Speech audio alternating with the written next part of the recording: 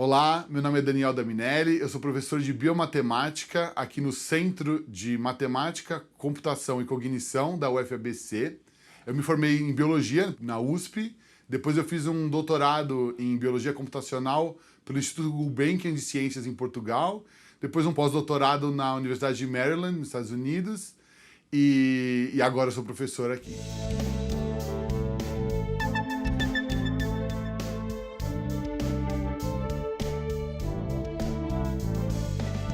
A minha pesquisa tem o foco em quantificar e investigar a função de ritmos biológicos. Ritmos biológicos são qualquer processo que varia no tempo, né, e com algum tipo de ritmo, algum tipo de padrão. E esses processos acontecem em basicamente todas as escalas de tempo e de espaço nos organismos vivos. Então você tem processos desde 1/quadrilionésimo de segundo até anos, e acontecem desde em uma única molécula, nos elétrons de uma única molécula, até num órgão inteiro ou nas dinâmicas de populações inteiras. Então são processos que existem em todas as escalas de espaço e de tempo dos seres vivos. Então esses processos rítmicos que existem em todas as escalas de espaço e tempo, no caso das plantas, que é um dos focos do meu trabalho, podem acontecer até mesmo em uma única célula.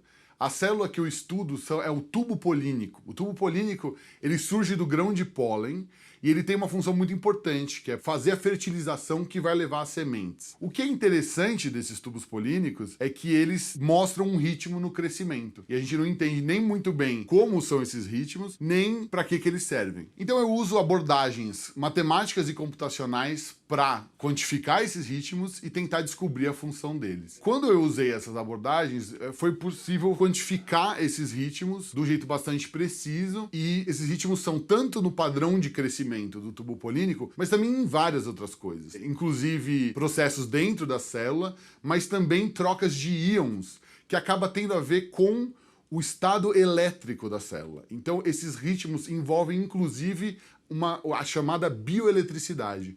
Então essa célula, ela tem um estado elétrico dentro dela, parecido, se a gente for pensar no neurônio, o famoso potencial de ação do neurônio, é como se ela tivesse um potencial de ação dentro dela parado bem na ponta.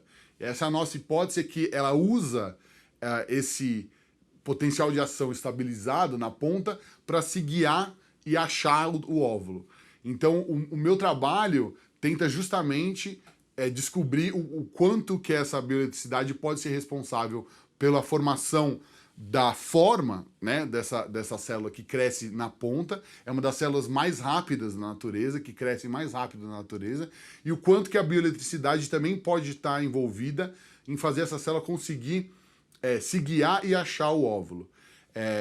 E esses ritmos elétricos que essa célula tem podem estar envolvidos tanto nesse processo de busca pelo óvulo, quanto na formação mesmo da forma, né, da célula em si. Usando métodos computacionais, então, para analisar esses ritmos, a gente consegue quebrar um processo oscilatório, um ritmo, em vários componentes e ver o quão regular ele é, o quão irregular ele é, e quantificar de uma forma bastante precisa, que é fundamental para a gente conseguir depois testar hipóteses e, eventualmente, até mesmo controlar esses processos. Então, o que adianta você conhecer um ritmo?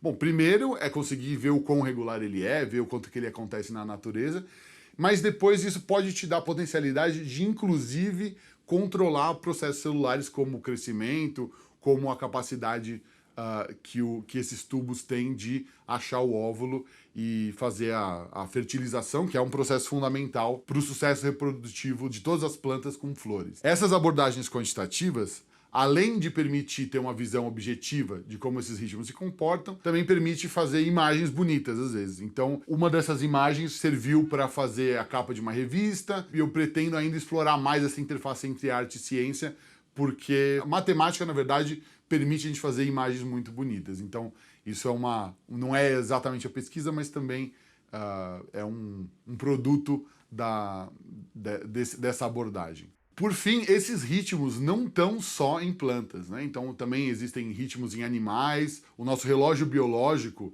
tem, em cada célula do seu corpo, tem um reloginho de 24 horas, um ritmo de 24 horas bastante robusto. E também elas existem em outros lugares, por exemplo, em corpos celestes. Então, eu pude usar as mesmas abordagens que eu uso para as plantas para analisar o ritmo de estrelas. Então, tem uma estrela bastante famosa, a Eta Carina, que tem um ritmo, uma periodicidade no ritmo, e eu consegui usar as mesmas abordagens matemáticas para analisar esses ritmos e numa colaboração com um especialista da área, que é o Augusto da Minelli, por acaso é meu pai, e a gente conseguiu ter um novo insight na quantidade de escalas de tempo que existem nesses ritmos cósmicos também.